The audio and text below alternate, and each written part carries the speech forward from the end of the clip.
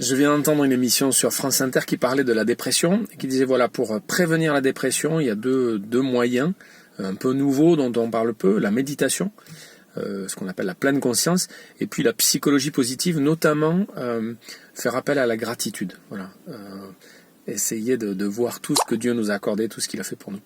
Je trouve ça à la fois intéressant parce que ça rejoint évidemment ce qu'on vit normalement dans la foi chrétienne. La méditation, en fait, ça peut être cette prière qu'on vit régulièrement, cette parole adressée à Dieu, surtout si notre prière est une vraie conversation avec Dieu. Si c'est un vrai échange, si c'est vraiment ouvrir son cœur, si c'est analyser sa journée, réfléchir à ce que va être demain. Et puis évidemment, chaque fois qu'on est invité à la prière dans la Bible, en tout cas pas chaque fois, mais régulièrement, on nous parle de la gratitude, dans le Nouveau Testament, avec reconnaissance, ou rendez grâce.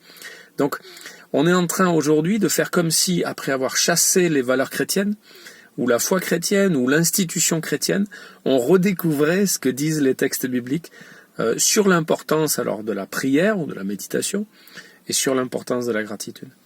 Alors ça c'est amusant, et puis on peut interpeller en fait nos contemporains en disant là, vous rejetez la foi chrétienne, vous rejetez l'église, vous pensez que c'est has-been, ça apporte rien, ça n'a jamais rien apporté, et vous redécouvrez des choses qui existent déjà dans la foi chrétienne.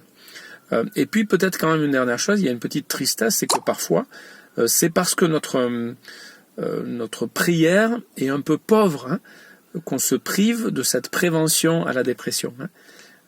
Si notre prière était plus riche, si notre gratitude était plus grande, c'est-à-dire si on écoutait un peu plus les textes bibliques, notamment les paroles de l'apôtre Paul, eh bien on s'éviterait des périodes de dépression ou des grandes difficultés.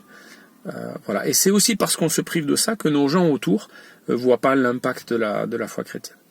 Donc c'est à la fois dire à nos proches que dans la foi chrétienne il y a déjà tout ça, la psychologie positive, la méditation, et avec la présence de Dieu, pas juste nous qui nous en sortons tout seuls.